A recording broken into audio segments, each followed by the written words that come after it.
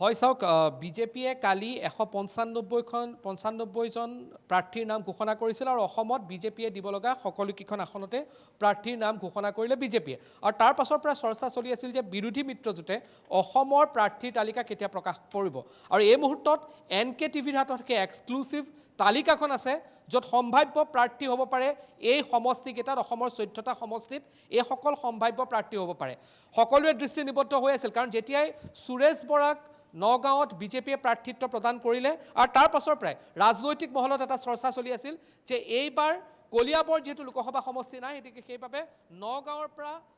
গৌৰৱ গগৈৰ প্ৰাৰ্থিত্ব বা নগাঁৱৰ পৰা তেওঁ খেলিব নেকি আৰু এই যি তালিকা আছে এই তালিকাত কিন্তু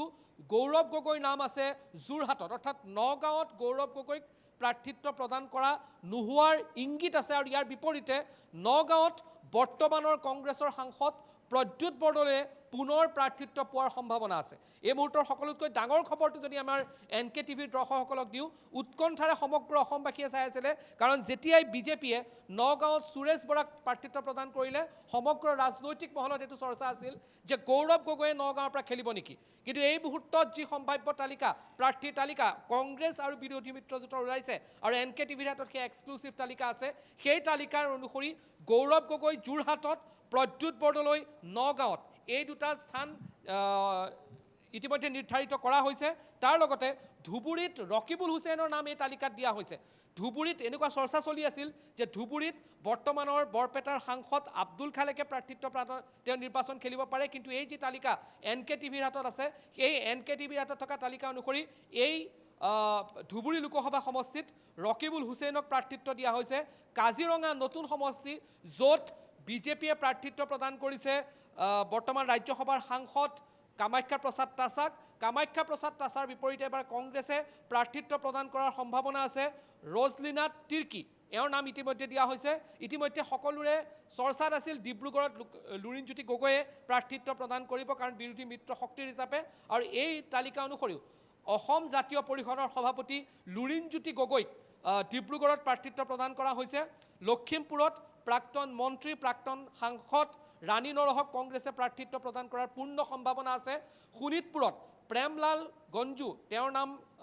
উচ্চাৰিত হৈছে আৰু তেওঁক প্ৰাৰ্থিত্ব দিয়াৰ সম্ভাৱনা আছে দৰং ওদালগুৰিত মাধৱ ৰাজবংশীৰ নাম ইয়াত দিয়া হৈছে বৰপেটা আসনখন যেনেধৰণে বিজেপিয়ে বৰপেটা আসনখন অসম গণ পৰিষদ মিত্ৰজোঁটক এৰি দিছে ঠিক তেনেধৰণে বৰপেটা যি সমষ্টি আছে সেই সমষ্টিত CPIMক এৰি দিয়াৰ সম্ভাৱনা আছে বিৰোধী মিত্ৰজোঁটে আৰু CPIMে কাক প্ৰাৰ্থিত্ব প্ৰদান কৰে সেয়া লক্ষণীয় হ'ব কিন্তু আমাৰ হাতত যি এক্সক্লুচিভ তালিকা আছে সেই তালিকা অনুসৰি CPIMক বৰপেটা আসনখন দিব পাৰে গুৱাহাটীত প্ৰত্যাশিতভাৱে মীৰা বৰঠাকুৰক প্ৰাৰ্থিত্ব প্ৰদান কৰাৰ পূৰ্ণ সম্ভাৱনা আছে আৰু যদিহে কংগ্ৰেছেও মীৰা বৰঠাকুৰক দিয়ে তেতিয়াহ'লে দুই মহিলাৰ মাজতেই গুৱাহাটীত মূল যুঁজখন হোৱাৰ পূৰ্ণ সম্ভাৱনা আছে কাৰণ বিজেপি ইতিমধ্যে এগৰাকী মহিলাক প্ৰাৰ্থিত্ব প্ৰদান কৰিছে আৰু কংগ্ৰেছেও প্ৰাক্তন বিজেপিৰ নেত্ৰী বৰ্তমান কংগ্ৰেছৰ মহিলা মৰ্চাৰ অসম ৰাজ্যিকৰ সভানেত্ৰী মীৰা বৰঠাকুৰক প্ৰাৰ্থিত্ব প্ৰদান কৰাৰ পূৰ্ণ সম্ভাৱনা আছে কোকৰাঝাৰ আসনখন গৰ্জন মুছাহাৰীৰ নাম উচ্চাৰণ কৰা হৈছে য'ত তেওঁ এই আসনখনত প্ৰতিদ্বন্দ্বিতা কৰিব পাৰে কংগ্ৰেছৰ প্ৰাৰ্থী হিচাপে কৰিমগঞ্জত হাফিজ ৰছিদ চৌধুৰীৰ নাম উচ্চাৰিত হৈছে আৰু এই তালিকা অনুসৰি প্ৰাৰ্থিত্ব তেওঁ পাব পাৰে ডিফুত জয়ৰাম ইংলেঙক প্ৰাৰ্থিত্ব দিব পাৰে আৰু শিলচৰ সমষ্টিটো যদিহে কংগ্ৰেছে প্ৰাৰ্থী দিয়ে তেতিয়াহ'লে নৈৰিতা জয় শুক্লাৰ নাম উল্লেখ কৰা হৈছে আৰু যদিহে মিত্ৰজোঁটৰ হাতত যায় তেতিয়াহ'লে এই আসনখন সহযোগী তৃণমূল কংগ্ৰেছক দিব পাৰে অৰ্থাৎ TMCলে এৰি দিয়াৰ পূৰ্ণ সম্ভাৱনা আছে কিন্তু এই মুহূৰ্তত যদি চোৱা যায় সকলোৰে দৃষ্টি নিবদ্ধ হৈ আছিল বিগত সময়ছোৱাত বিজেপিয়ে যেতিয়াই নিজৰ প্ৰাৰ্থীৰ তালিকা ঘোষণা কৰিলে আৰু এইটো লক্ষণীয় হ'ব সম্ভৱতঃ এইটোৱে প্ৰথমটো নিৰ্বাচন হ'ব য'ত তাৰিখ ঘোষণা কৰাৰ পূৰ্বে মোৰ যদি ভুল হোৱা নাই আপুনি যদি অসমৰ ইতিহাসত বিগত 20টা বছৰৰ লোকসভাৰ ৰাজনীতিক যদি চায় প্ৰাৰ্থী তেতিয়াহে ঘোষণা কৰা হয় যেতিয়া নিৰ্বাচনৰ তাৰিখ ঘোষণা কৰা হয় কিন্তু এই মুহূৰ্তলৈকে নিৰ্বাচনৰ তাৰিখ ঘোষণা কৰা হোৱা নাই সম্ভাৱনা আছে 11 বা 12 তাৰিখে ঘোষণা হ'ব নিৰ্বাচনৰ তাৰিখ আৰু কিন্তু সম্ভৱতঃ আপুনি যদি দুটা দশকৰ অসমৰ ৰাজনীতি চাই তেতিয়াহ'লে প্ৰথমটো এইটো নিৰ্বাচন হ'ব য'ত তাৰিখ ঘোষণা কৰাৰ পূৰ্বে প্ৰাৰ্থীৰ তালিকা ঘোষণা কৰা হৈছে ইতিমধ্যে বিজেপিয়ে আটাইকেইখন আসনত দিলে তেওঁলোকৰ সহযোগী দলৰ 3খন আসন বাকী আছে আৰু কংগ্ৰেছও এই মুহূৰ্তত যিখন তালিকা আছে এই কুচকাৱাজ কংগ্ৰেছৰ মাজতো দেখা পোৱা গৈছে তীব্ৰতৰ হৈ পৰিছে কংগ্ৰেছ আৰু বিৰোধী মিত্ৰজোঁট আৰু এই তালিকা এক্সক্লুচিভলি আমাৰ হাতত আছে, NK TV প্লাছৰ হাতত আছে। এই তালিকা অনুসৰি এই যি প্ৰাৰ্থীৰ তালিকা আছে, এই প্ৰাৰ্থীৰ তালিকাত সকলোতকৈ যিটো চৰ্চাৰ কেন্দ্ৰ আছিল গৌৰৱ গগৈ ক'ত খেলিব, গৌৰৱ গগৈক যোৰহাটত প্ৰাৰ্থিত্ব দিয়াৰ সম্ভাৱনা আছে। আৰু প্ৰদ্যুৎ বৰদলৈ চৰ্চা চলি আছে যে প্ৰদ্যুৎ বৰদলৈ বিজেপিলৈ যাব নেকি বা বিজেপিত গৈ তেওঁ নগাঁৱৰ পৰা প্ৰাৰ্থী হ'ব নেকি, এনেধৰণৰ চৰ্চা আছিল। কিন্তু কালি বিয়লি যেতিয়া 6 বজাত বিজেপিয়ে প্ৰাৰ্থী তালিকা ঘোষণা কৰিলে, সেনেধৰণৰ জল্পনা কল্পনাৰ সম্পূৰ্ণৰূপে অৱসান হ'ল। আৰু এতিয়া পুনৰ প্ৰদ্যুৎ বৰদলৈক নগাঁৱত প্ৰাৰ্থিত্ব দিয়াৰ পূৰ্ণ সম্ভাৱনা আছে। আৰু সকলোৰে দৃষ্টি নিবদ্ধ হৈ থকা ধুবুৰী আসনখনত ৰকিবুল হুছেইনৰ নাম ইয়াত উচ্চাৰিত হৈছে। এই তালিকা অনুসৰি ৰকিবুল হুছেইনক প্ৰাৰ্থিত্ব প্ৰদান কৰিব পৰা যায়। ডিব্ৰুগড়ত অসম জাতীয় পৰিষদৰ সভাপতি থাকিব লুৰিণজ্যোতি গগৈ, আৰু বৰপেটা আসনখন CPIMক দিয়াৰ পূৰ্ণ সম্ভাৱনা আছে। আৰু শিলচৰ আসনখন হয় কংগ্ৰেছে নিজেই খেলিব, যদি নিজেই খেলে তেতিয়াহ'লে নৈৰিতা জয় শুক্লা তেওঁ প্ৰাৰ্থী হ'ব। আৰু যদিহে বিৰোধী মিত্ৰজোঁটৰ অন্যান্য অংশীদাৰী দলক এৰি দিয়ে তেতিয়াহ'লে সেইখন তৃণমূল কংগ্ৰেছৰ হাতলৈ যোৱাৰ পূৰ্ণ সম্ভাৱনা আছে। লখিমপুৰ আসনখনত প্ৰাক্তন কেন্দ্ৰীয় মন্ত্ৰী, প্ৰাক্তন সাংসদ ৰাণী নৰহক প্ৰাৰ্থিত্ব দিয়াৰ পূৰ্ণ সম্ভাৱনা আছে। আৰু এই এক্সক্লুচিভ তালিকা একমাত্ৰ NK TV প্লাছৰ হাতত আছে, যিয়ে এই মুহূৰ্তত আমি আপোনালোকক দেখুৱাই আছোঁ। মই পুনৰবাৰ ক'ম, যোৱা 2টা দশকৰ অসমৰ ৰাজনীতিত আৰু বিশেষকৈ লোকসভা নিৰ্বাচনৰ ক্ষেত্ৰত যদি চোৱা যায়, এইটোৱে প্ৰথমটো নিৰ্বাচন হ'ব যেতিয়ালৈকে তাৰিখ কেতিয়া ওলাব এতিয়ালৈকে কোনো ধৰণৰ স্পষ্ট ইংগিত পোৱা হোৱা নাই। কিন্তু দুয়ো মিত্ৰ শক্তিয়ে কাক কাক প্ৰাৰ্থিত্ব দিব তাক লৈ সম্পূৰ্ণৰূপে প্ৰস্তুতি তুংগত উঠিছে। দুই মিত্ৰ শক্তিয়ে নিজৰ যিখিনি কোৱা যায় প্ৰাৰ্থীৰ তালিকা ইতিমধ্যে বিজেপিয়ে প্ৰকাশ কৰিছে। আৰু এয়া হ'ল বিৰোধী মিত্ৰজোঁটৰ সম্ভাৱ্য প্ৰাৰ্থীৰ তালিকা এক্সক্লুচিভলি একমাত্ৰ NK TV প্লাছৰ হাতত আছে।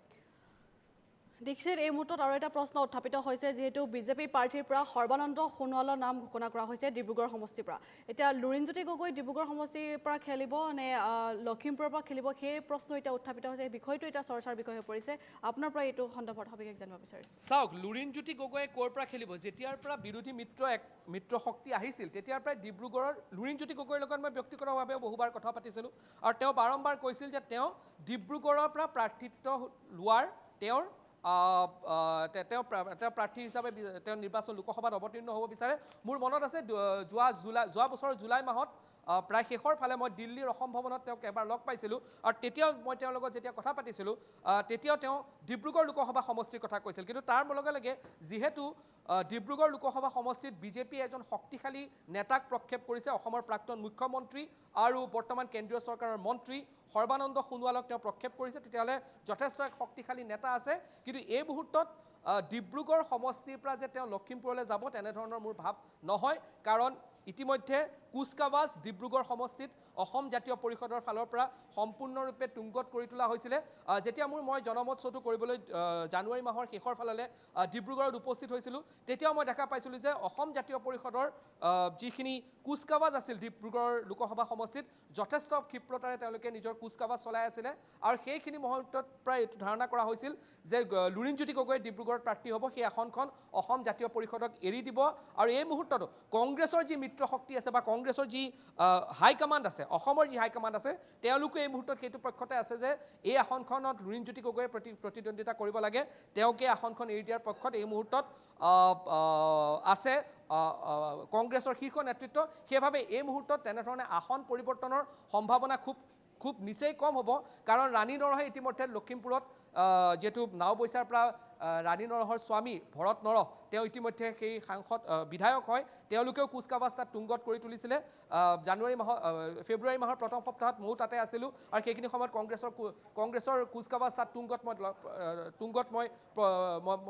মই দেখি আহিছিলোঁ। সেই গতিকে খুব সাংঘাতিক পৰিৱৰ্তন এটা হোৱাৰ কোনো সম্ভাৱনা নাই। ৰাণী নৰহ ইতিমধ্যে তাত প্ৰস্তুত হৈছে। সেইবাবে লুৰিণজ্যোতি গগৈয়ে এই মুহূৰ্তত সৰ্বানন্দ সোণোৱাল তাত প্ৰতিদ্বন্দ্বিতা কৰাৰ বাবে সমষ্টি যে সলনি কৰিব তেনেধৰণৰ এটা ভাৱধাৰণা মোৰ এইকাৰণে নহয়। কাৰণ এইটো যদি লুৰিণজ্যোতি গগৈয়ে সমষ্টি সলনি কৰি দিয়ে তেতিয়াহ'লে লুৰিণজ্যোতি গগৈ যে ক'ৰবাত নহয় ক'ৰবাত শক্তিশালী নেতাৰ নেতাৰ লগত তেওঁ বা প্ৰতিদ্বন্দ্বিতা কৰাত তেওঁ ক'ৰবাত যেন ভয় খায় তেনেধৰণৰ এটা মেছেজ ৰাইজৰ মাজত যাব আৰু মই নাভাবোঁ যে অসম জাতীয় পৰিষদৰ নেতৃবৃন্দ বা বিৰোধী নেতৃবৃন্দই নিৰ্বাচনৰ প্ৰাকখনত বিজেপিক এটা মৰেলি বুষ্ট আপ কৰি দিব প্ৰাৰ্থী সলনি কৰি দিয়ে সেইবাবে এই মুহূৰ্তত যিমানখিনি তথ্য আছে লুৰিণজ্যোতি গগৈ ডিব্ৰুগড় লোকসভা সমষ্টিৰ প্ৰাৰ্থী হ'ব বিৰোধী মিত্ৰ হয় দীক্ষিত শৰ্মা আপোনাক বহুত ধন্যবাদ জনাইছোঁ আপুনি সমগ্ৰ বিষয়টো সন্দৰ্ভত সবিশেষ আমাক জনোৱাৰ বাবে আমি পুনৰবাৰ জনাইছোঁ বিৰোধী ঐক্য মঞ্চৰ সম্ভাৱ্য পাৰ্টীৰ তালিকা NKTVৰ হাতত পৰিছে নগাঁৱত প্ৰদ্যুৎ বৰদলৈ ধুবুৰীত ৰকিবুল হুছেইন আৰু যোৰহাটত গৌৰৱ গগৈ পুনৰ জনাইছোঁ ধুবুৰীত ৰকিবুল হুছেইন খেলাৰ পূৰ্ণ সম্ভাৱনা আছে আৰু লগতে কাজিৰঙাত ৰজলিন তিৰ্কী লগতে যোৰহাটৰ পৰা গৌৰৱ গগৈ খেলাৰ পূৰ্ণ সম্ভাৱনা আছে আৰু কাজিৰঙাত ৰজলিনা তিৰ্কীয়ে খেলাৰ সম্ভাৱনা আছে ডিব্ৰুগড়ত লুৰিণজ্যোতি গগৈ খেলাৰ সম্ভাৱনা আছে লগতে লখিমপুৰত ৰাণী নৰহৰ নাম ইতিমধ্যে উত্থাপিত হৈছে লখিমপুৰ সমষ্টিৰ পৰা শোণিতপুৰৰ পৰা প্ৰেমলাল গঞ্জুৰ নাম ইতিমধ্যে উত্থাপিত হৈছে শোণিতপুৰ সমষ্টিৰ পৰা প্ৰেমলাল গঞ্জুৱে খেলাৰ কথা ইতিমধ্যে এই সম্ভাৱ্য প্ৰাৰ্থীৰ তালিকা ইতিমধ্যে প্ৰকাশ পাইছে দৰং ওদালগুৰিত মাধৱ ৰাজবংশী লগতে বৰপেটাত CPIMৰ প্ৰাৰ্থী আৰু গুৱাহাটীত মীৰা বৰঠাকুৰ কোকৰাঝাৰত গৰ্জন মোছাহাৰী